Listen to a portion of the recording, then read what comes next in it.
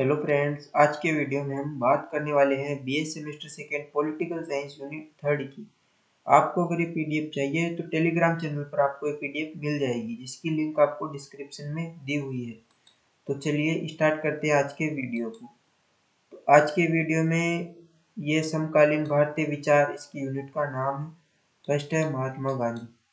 ये हम इनके विचार देखने वाले हैं।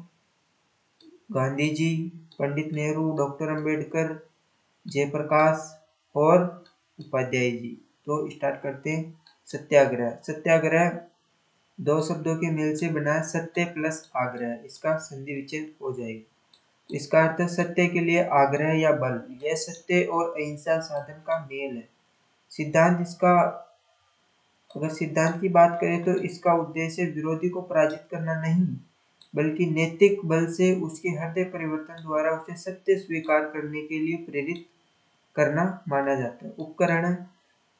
उपकरण की बात करें तो असहयोग, सविनय, अवज्ञा और उपवास है। अगर स्वराज की हम बात करें तो यह केवल राजनीतिक स्वतंत्रता नहीं, बल्कि आत्मसम्मान और आत्मनियंत्रण और आत्मनिर्भरता है। आत्मशासन है, यहाँ पर आत्मसम्मान नहीं है। ग्राम स्वराज। गांधी केंद्रीकृत राज्य को बुराई मानते थे। उन्होंने विकेंद्रीकृत लोकतंत्र की वकालत की, जहाँ शासन की बुनियादी इकाई ग्राम गणतंत्र हो। सर्वोदय और न्यासधारिता। सर्वोदय सभी का उदय। सर्वोदय इसका अर्थ यही हो जाएगा, सर्वोदय का सभी को, सभी का उदय या सभी का कल्याण हो। यह नैतिक और समतावादी समाज की स्थापना पर जोर देता है।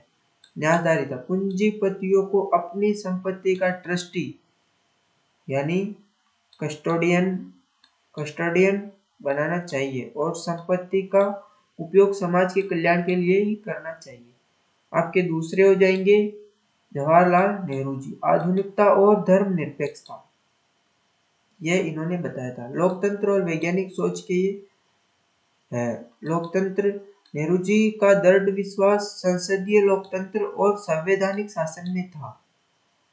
इनकी वैज्ञानिक सोच है, उन्होंने भारत के विकास के लिए अंधविश्वासों को त्याग कर तर्क और वैज्ञानिक दृष्टिकोण अपनाने पर बल दिया। इसका धर्मनिरपेक्ष वाला, धर्मनिरपेक्षता की बात करें तो स्वरूप है पश्चिमी मॉडल राज्य और धर्म का पृथक्करण और भारतीय मॉडल सर्वधर्म स्वभाव। ये इनका मॉडल सभी धर्मों को समान सम्मान का मिश्रण हो। उद्देश्य बहुलवादी समाज के राष्ट्रीय एकता बनाए रखना। विदेशी नीति है फॉरेन पॉलिसी, है ना, फॉरेन पॉलिसी। कूटनिरपेक्षता। शीत युद्ध के दौरान ये शीत युद्ध क्या है, ये आपको वीडियो में आगे पता चल जाएगा। किसी भी सैन्य गुट में शामिल न होकर स्वतंत्रता विदेश नीति बनाए रखना। ये पंचशील। शांतिपूर्ण सह अस्तित्व के 5 सिद्धांत जो अंतरराष्ट्रीय संबंधों का आधार बने। इन पंचशील का भी एक ट्यूशन आपको आगे दिया हुआ है, तो इस पंचशील के बारे में आपको अगले उत्तर में आपको पता चल जाएगा पंचशील क्या है और कितने 5 पंचशील है, उनके नाम आपको पता चल जाएगा। आर्थिक विचार है समाजवाद और मिश्रित अर्थव्यवस्था का समर्थन, जिसमें राज्य और योजनाबद्ध तरीके से विकास का नेतृत्व करें। Doctor B R. अंबेडकर। सामाजिक न्याय और संवैधानिक लोकतंत्र। इन्होंने जातीय उन्मूलन दृष्टिकोण था इनको। उन्होंने जातीय व्यवस्था को भारतीय लोकतंत्र और प्रगति के लिए सबसे बड़ी बाधा माना और इसके पूर्ण उन्मूलन की वकालत भी इन्होंने की। विरोध है गांधी जी द्वारा समर्थित वर्ण व्यवस्था। जो वर्ण व्यवस्था है, हिंदू धर्म को 4 वर्णों में बांटा गया है, आपको पता ही होगा, है ना, को उन्होंने सामाजिक असमानता का मूल कारण बताकर अस्वीकार इन्होंने इसको कर दिया। सामाजिक न्याय देखो, उनका लोकतंत्र स्वतंत्रता, समानता और बंधुत्व पर आधारित होना चाहिए। उन्होंने राजनीतिक लोकतंत्र की सफलता के लिए सामाजिक लोकतंत्र को पूर्व शर्त माना। संवैधानिक विचार।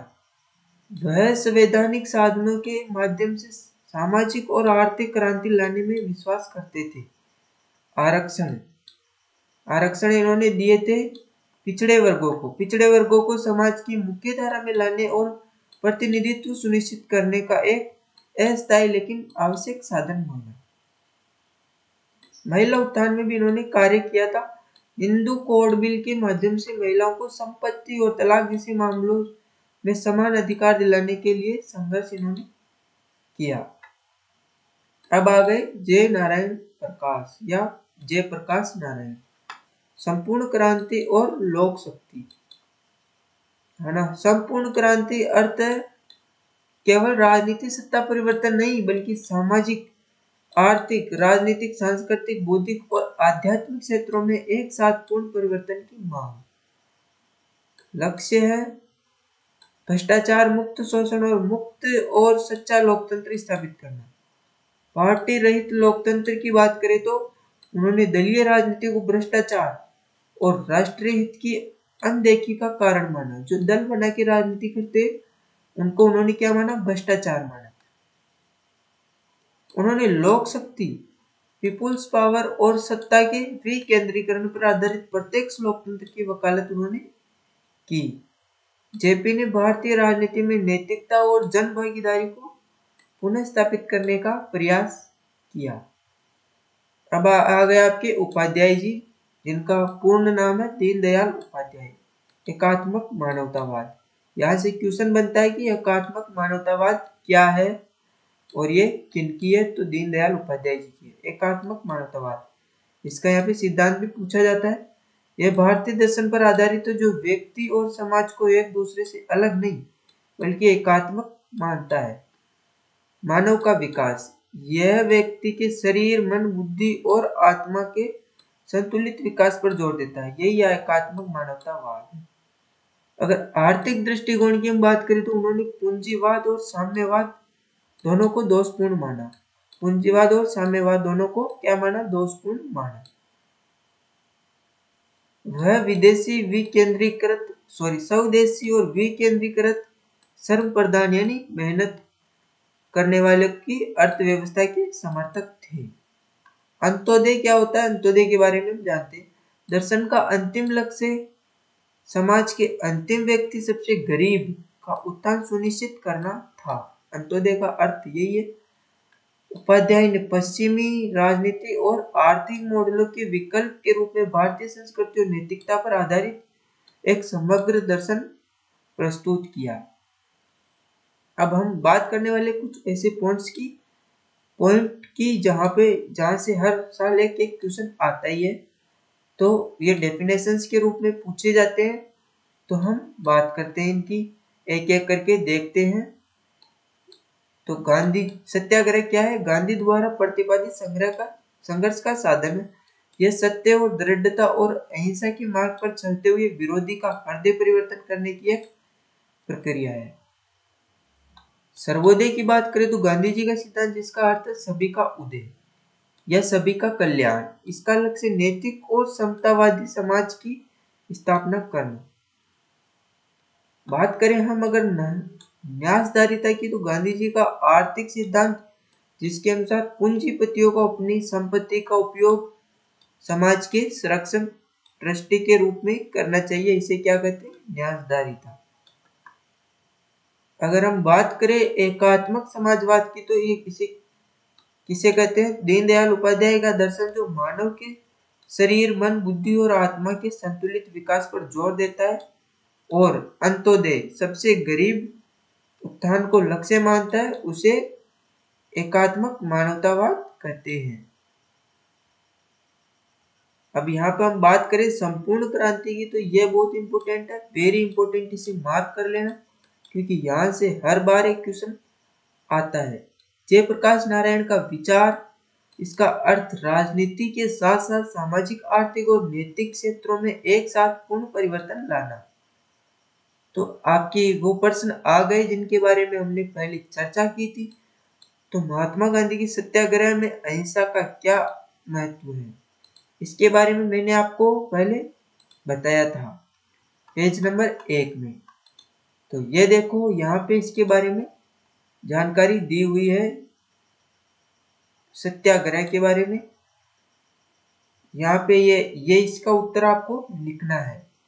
ये इतना सा आपका इसका उत्तर हो जाएगा, क्योंकि ये 2 अंक के प्रश्न होते हैं जिनमें आपको ऐसे छोटे छोटे लिखने होते हैं। आप दूसरे क्वेश्चन की ओर देखते हैं। अगर दूसरे क्वेश्चन की बात करें तो गांधी जी के न्यासधारिता ट्रस्टीशिप सिद्धांत की परिभाषा दीजिए। तो न्यासधारिता तो यहाँ पे आया हुआ है, इसकी परिभाषा पूछ ली गई है, ये रहा। ये न्यासधारिता गांधी जी का आर्थिक सिद्धांत, जिसके अनुसार पूंजीपतियों को अपनी संपत्ति का उपयोग समाज की संरक्षक यानी ट्रस्टी के रूप में करना चाहिए। ये इसका उत्तर हो जाएगा। अब मैं उत्तर नहीं बता रहा हूँ, आप स्वयं इनके उत्तर की जांच कर लें। बी आर अम्बेडकर के अनुसार सामाजिक लोकतंत्र का क्या अर्थ है, ये मैंने बता दिया पहले।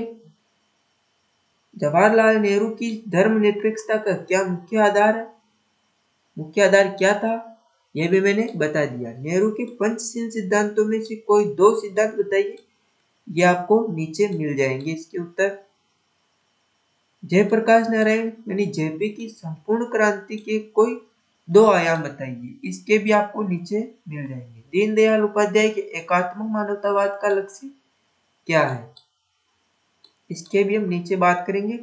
उपाध्याय के दर्शन में अंत्योदय से आप क्या समझते हैं, तो ये मैंने आपको बता दिया। अंत्योदय क्या है, अंत्योदय क्या है, सबसे गरीब का उत्थान। ये आपका अंत्योदय, इतना लिखते हैं, आपके 2 नंबर आपको मिल जाएंगे। तो ये आपके बड़े क्वेश्चन आ गए हैं, जिनके आपको कम से कम 400 शब्दों में उत्तर देने हैं। मैंने यहाँ पे कम शब्दों में दिए हैं, इसका मतलब यह नहीं कि आप इतने में दो, आपको 10 अंक चाहिए, तो आपको 400 शब्दों में इसके उत्तर देने अनिवार्य हैं। तो ये क्वेश्चन आप देख लो, वीडियो पॉज कर करके देखो, तो आपकी मर्जी, चाहे आप टेलीग्राम पे डिस्क्रिप्शन में दी हुई लिंक से ये पीडीएफ डाउनलोड करके देखें, तो आपकी मर्जी। मैं आपको ये नहीं बता रहा हूँ, ये आप स्वयं पढ़ना। गांधी जी का स्वराज, ये यहाँ पे दिए हुए हैं, आयाम के बारे में भी यहाँ पे दिया हुआ है। बी आर अम्बेडकर के सामाजिक न्याय और जातीय उन्मूलन संबंधी विचारों का मूल्यांकन कीजिए। तो ये आपके यहाँ पे दिए हुए हैं, इसका उत्तर धर्मनिरपेक्षता वाला यहाँ पे दिया हुआ है जवाहरलाल नेहरू के। अगर हम बात करते हैं दीनदयाल उपाध्याय की, तो ये भी आपके एकात्मक मानवतावाद वाला क्वेश्चन आ गया है, तो ये भी आपका यहाँ पे दिया हुआ है। गुट निरपेक्षता क्या है, ये आपको मैंने बता दिया, ये आप यहाँ पे देख सकते हैं। पंचशील सिद्धांत यहाँ पे आ गया है, मैंने आपको पहले बताया था, है ना। आपका 7वां क्वेश्चन है, गांधी और अंबेडकर में जातीय व्यवस्था और सामाजिक सुधारों पर विवेचना, यहाँ पे आ गया, अंतर आ गया यहाँ पे। अगर हम जय नारायण प्रकाश की संपूर्ण क्रांति की बात करें, तो वो भी आपके यहाँ पे आ गया है। 9वां आपका क्वेश्चन है, मानव एकात्मक मानववाद और समाजवाद में क्या अंतर है, तो ये भी आपका यहाँ पे आ गया है। आप इसे डाउनलोड करके पढ़ लेना। एग्जाम के लिए ऑल द बेस्ट, आपका एग्जाम अच्छा हो। तो आप अगर कमेंट में आप ये बता देते हो कि संपूर्ण सिलेबस का एक ही वीडियो बना दो, तो मैं आपका एक ही वीडियो बना दूंगा। तो मिलते हैं ऐसे किसी अन्य वीडियो में, तब तक के लिए आपका धन्यवाद।